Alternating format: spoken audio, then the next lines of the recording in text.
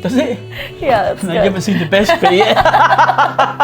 Go on, go on. My name's Mallory Chipman, and you are watching the UK Americana Bar Show.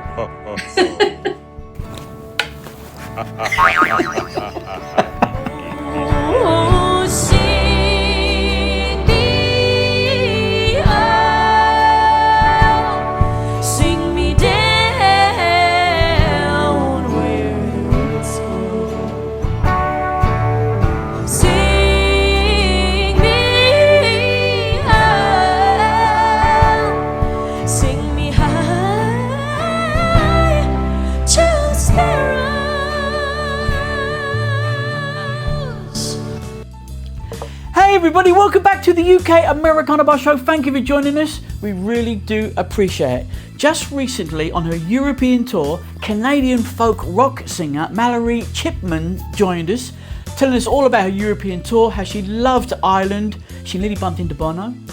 And she's been nominated for a new Canadian award, which she's very excited about. She tells us about her influences like Leonard Cohen, a great song, Sing Me Home, and On the Road. This girl is actually very, very special. You're gonna love her music, you're gonna love her voice. And she forgot her hat that we gave her, so we'll get that off to her. So check her out. Part 1, Mallory Chipman. And you know what? This is really exciting. You're gonna love this. And don't forget to watch out for part 2 coming in a couple of weeks' time. Check it out. Okay, hey everybody, welcome back. Are you ready? Are you okay? Now, don't get nervous, okay? Because I've done this.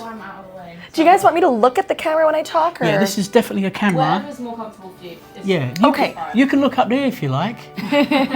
I'll go cross-eyed. Try to look at both at once. Ladies and gentlemen, welcome back to the UK Americana Bar Show. Thank you for joining us. I'm so excited to bring you Canadian singer-songwriter, folk, rock, country music. She's fantastic. Mallory Chipman. How you doing? I'm so well. So happy to be here. I'm really excited that you came in and said, I know that you were on your European tour. That's right. And you was just in Ireland, and we've got the hot call saying, hey, listen, Mallory's in town.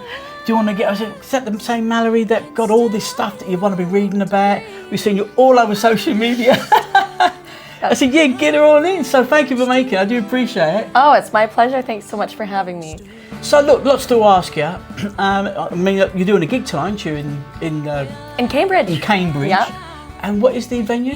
It's called the Portland Arms, and it's a sweet little pub with a venue attached. I've played there once before, a couple of years ago, and really loved it, so I'm excited to be back. Part 1. You listen to your music, you know, and you're really good. I love it. Isn't it interesting that folk music it's gone up a peg or two in the last few years? It's really gone up.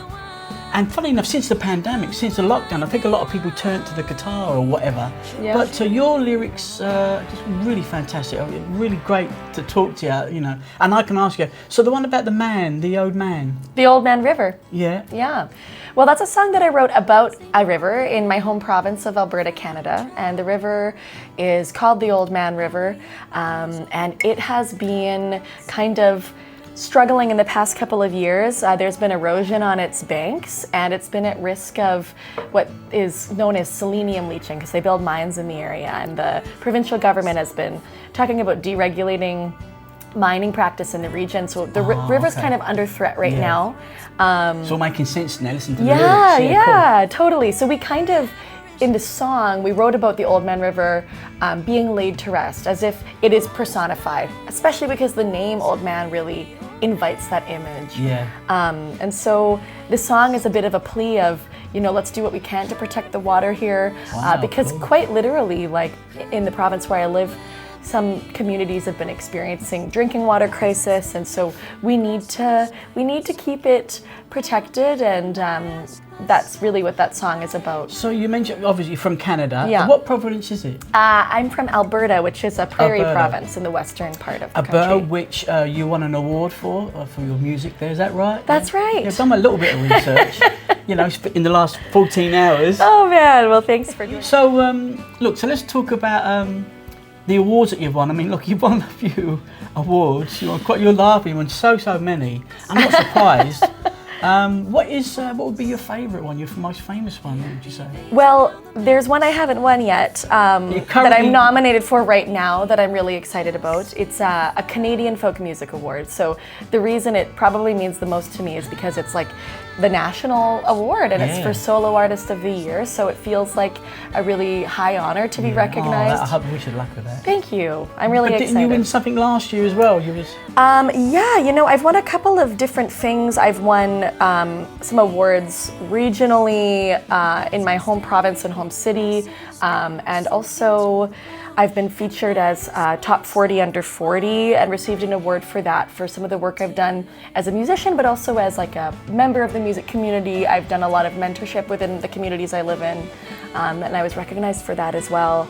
And, you know, I recently was also a top 10 award winner, finalist in the US songwriting competition for a song I wrote called Big Sky Country. Your songwriting is really key, and it's incredible. Thank you so much. You know, I mean, someone mentioned that there's a liken to Casey Musgraves, but you know what? I think you sound like you. So, oh, well, I appreciate that. That's what I'm trying to sound like. It's So really good to meet you. I mean, to say that field of writing, if you're going to do it in folk music, you know, you better be good, you know. well, it's a lot about the lyrics and the writing. I mean, a lot of my favorite folk singers, even if the music's taken away, I could read their lyrics like poetry. Yeah. You know, Joni Mitchell, Leonard Cohen. Absolutely. Well, there you are, Leonard Cohen. Yeah, right? It's funny, I don't mean to digress again, but going back to Ireland, I mean, you must go down a storm out there. Oh, I mean, I they love must Ireland, love and you. I'm grateful that they love me back. It's been a pleasure. I've been there 3 times now on tour. It was actually the first country I ever played in outside of Canada 12 years Because ago. you've been there back and forth quite a few Yeah, times, a haven't couple you? times, yeah. And I mean, in Ireland, there's a real great culture of listening. And so these are people who are listening to hear the lyrics, which is pretty special. Yeah, it means a lot to the Irish. Yeah, it really does to You know the artists yourself too. and what you're talking about. But it's funny also, I think we were saying earlier that Bono and The Edge, they tend to just go out in Dublin and just get it on and just strike it up. And you know, you think it once is great or twice. This has been going on for a bit of a period of time out there. Right. So you didn't bump into them then? Not this time. I mean, I wish, right? I would have asked, could I hop on the road with you guys? But I've heard the same thing about, you know, Glenn Hansard and some other Irish musicians, and lovely, isn't it? listening to the buskers and maybe even getting out on the street themselves playing some music and just I've for the got love a of little it. secret to tell you that you might be impressed with, but I'll tell you a bit later on. Am Slumber. But that's not your new song though, is it? It's not my newest, no. It's not your newest. Yeah. What is your latest song that you're promoting, and is it part of an album or is it for a future album? Yeah, my latest single's called Road Song, and I Right. did release a video for that recently. It's part of an album I just released in December called The Time. And I recorded it when I was in Winnipeg on a day off on tour Winnipeg. this past spring. And honestly, it's a song I wrote about being on the road. So very much about the experiences like this when I'm on tour, and all of the highs and lows and everything in between. Do you know what? We know you've got a video because we're going to play it now. So take a look at this. It's fantastic. You're going to love this. It beats sleeping on a couch. I like the sheets. Cold between my legs. I crack the window, feel the breeze, and I revel in the sheets. In the sheets. House got wrecked while I'd been away.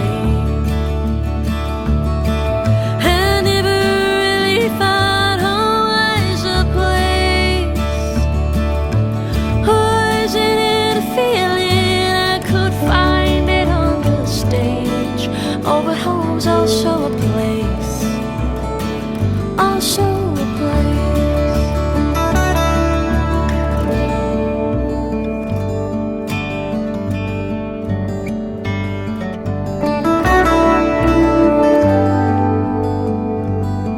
Oh, that's really nice. That's one of my favorite ones to sing. So look, there's other songs. Look, that's a great song. Which was Sing Me Sing Me Home. Home. Okay. Tell us about that. That's a song I wrote inspired by the first big grief I really experienced in my life. My aunt, who had passed away when I was a kid, it was a big, heavy experience to go through because not only obviously was I losing someone close to me, but I was also living afar. My family had moved out to the Rocky Mountains in Canada. And so when she fell sick, we all moved back to the original city that we were from. And so it was a big period of transition. And I really felt like it was this kind of cloud that had been hanging over What age were you me again in a when that lot of happened? ways. I was 8. Oh, really? So you felt that? I really did. I think, like, She must have been very close to you then. She was. She was right. like, she didn't have any kids and really treated us, my brother and I, as her own.